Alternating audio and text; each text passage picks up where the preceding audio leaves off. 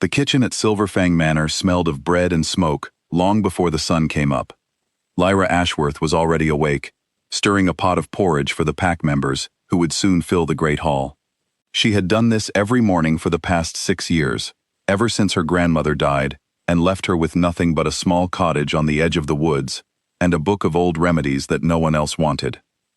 Lyra was an Omega. In the world of the Silverfang pack, that word meant many things, and none of them were good. It meant she stood at the bottom of every line. It meant she was given the smallest portion of food, the coldest room, and the least amount of attention. Omegas without family connections were barely noticed at all, and Lyra had no family left to speak of.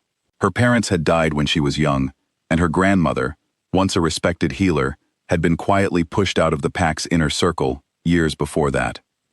People whispered that her grandmother had practiced healing methods that the pack elders considered outdated, even dangerous.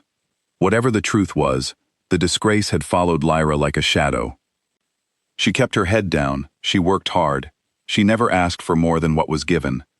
The Alpha King, Damien Silverfang, ruled the pack from a grand study at the top of the manor, far from the kitchens and the servants who kept the household running. He was a serious man, burdened by responsibility since the day his father died and left him the throne far too soon. Damien was fair, in his own way, but he was also distant. He rarely looked twice at anyone who wasn't a warrior, an advisor, or someone of noble blood. Omegas, especially ones without status, existed outside his notice entirely. Lyra had seen him only a handful of times, always from a distance, always while carrying trays or clearing tables. She never expected that to change. Then, one autumn evening, everything did. It started quietly. One of Damien's younger cousins, a boy of 10 who was next in line to inherit a smaller territory under the Silverfang banner, fell ill after dinner. At first, the healers assumed it was a simple stomach sickness. But by morning, 2 more of Damien's relatives were showing the same symptoms: fever, weakness, and a strange trembling that came and went in waves. By the 3rd day, Damien himself began to feel the same illness creeping into his body. The court healers were baffled. They tried every remedy they knew, but nothing worked. The illness spread through Damien's closest bloodline like a slow-moving fire, weakening them a little more each day. Whispers filled the halls. Some said it was a curse. Others believed it was the work of an enemy pack trying to destroy the Silverfang line from the inside. Lyra heard the rumors while serving food in the hall, though no one paid her enough attention to notice she was listening. She caught fragments of conversation about the symptoms, the fever that rose and fell, the trembling in the hands, the strange sweetness on the breath that the sick reported feeling. And as she listened, a memory stirred in the back of her mind. Her grandmother had described this before, not as a curse, but as poison, a rare type of wolfsbane, one that grew only in remote areas and had to be prepared in a very specific way to have this delayed, creeping effect. It was old knowledge, the kind that had been mostly forgotten by modern healers who relied on newer methods. But her grandmother had written about it in the old book, the one Lyra still kept hidden beneath her bed. That night, Lyra pulled the book out and read through the yellowed pages by candlelight. Her grandmother's handwriting, careful and small, described the poison in detail, how it mimicked common illness, how it built up slowly in the body, and most importantly, how it could be cured.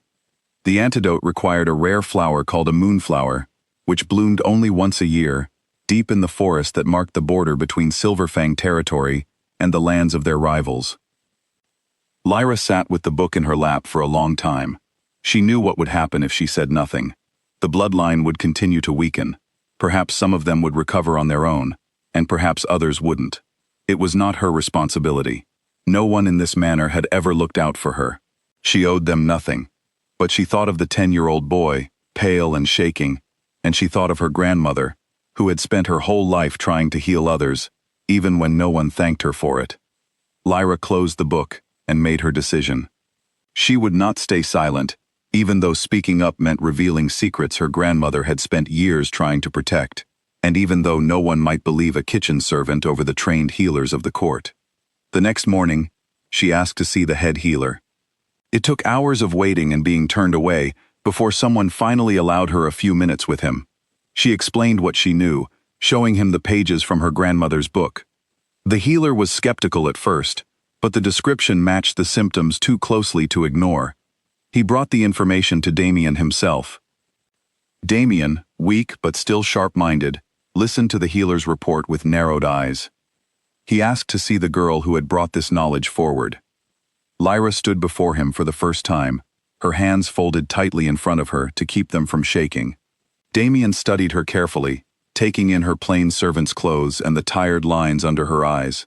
He asked her how she knew about the poison, and she told him honestly about her grandmother, about the years of foraging and learning plants in the forest, about the disgrace that had followed her family since before Lyra was born.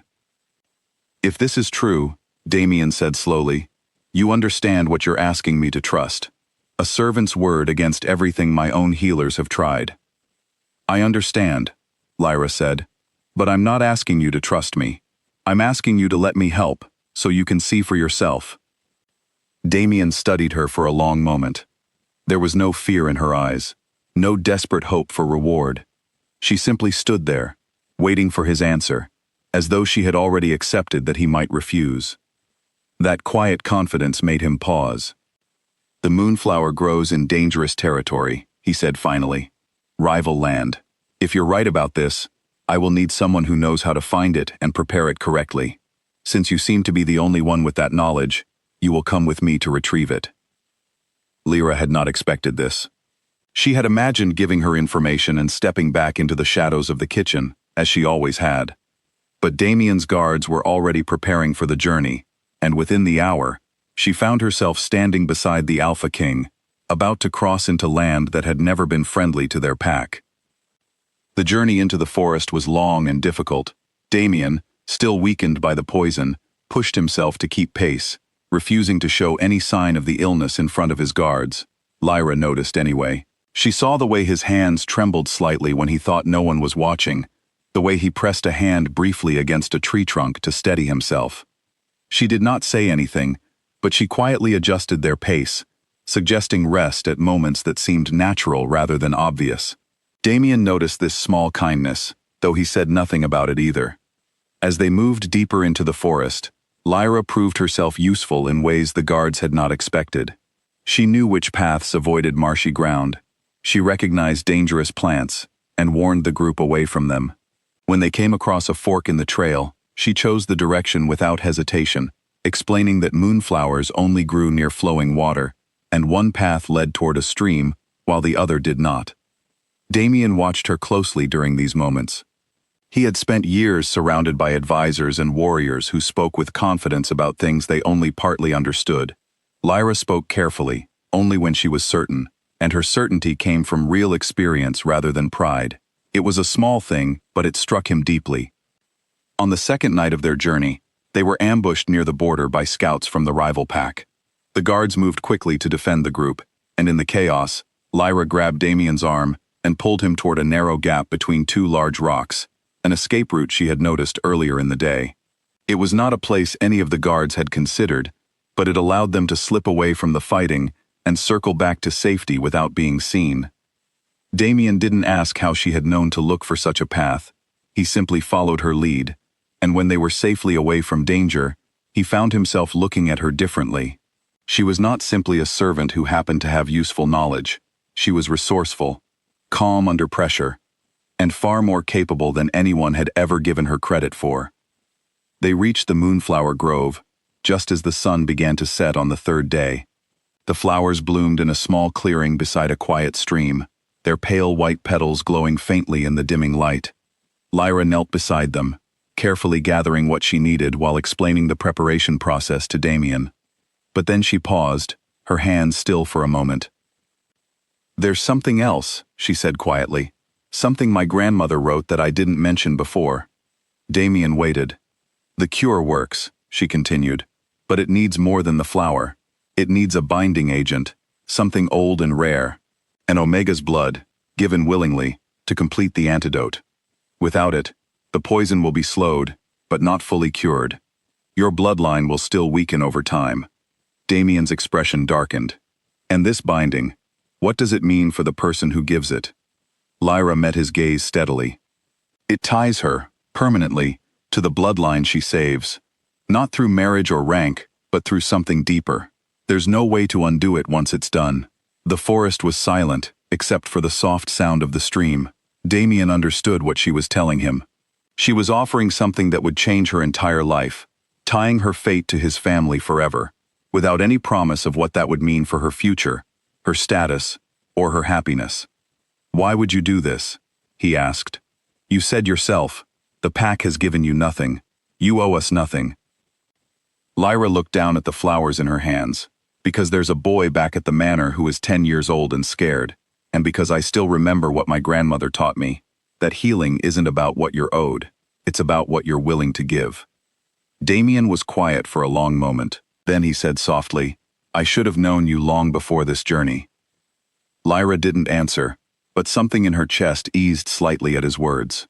She prepared the antidote carefully, exactly as her grandmother's book described, and completed the binding without hesitation. The choice was hers, made freely, without anyone forcing her hand. They returned to the manor 2 days later. The moment the antidote was given to Damien and his family members, the effects of the poison began to fade. Within a week, the 10-year-old boy was laughing again, running through the halls as though nothing had happened. Damien's strength returned fully, and the fear that had gripped the manor for days finally lifted. Damien did not keep Lyra's role quiet. He called the entire court together and told them clearly what had happened, how a servant with no rank and no family had saved his bloodline when none of his trained healers could. He spoke of her knowledge, her courage, and her choice to help, even when she had no reason to trust that she would be treated fairly in return. He announced that Lyra would no longer serve in the kitchens. She would be given a new place in the manor, one of honor and protection, recognized for what she had done, rather than dismissed for what she lacked. The court was silent as he spoke, many of them realizing for the first time how much they had overlooked someone who had been living among them all along. Later that evening, after the announcements were made and the halls had quieted, Damien found Lyra standing near the garden, looking out at the same forest they had traveled through together. "You didn't have to give so much," he said, walking up beside her. "I know," Lyra replied, "but I wanted to." Damien nodded slowly. "Then let me make sure it wasn't given without meaning. Whatever comes next, you won't be invisible in this manner again." Lyra looked at him, and for the first time since she could remember, she allowed herself to believe that things might truly be different now, not because of rank or blood, but because someone had finally chosen to see her.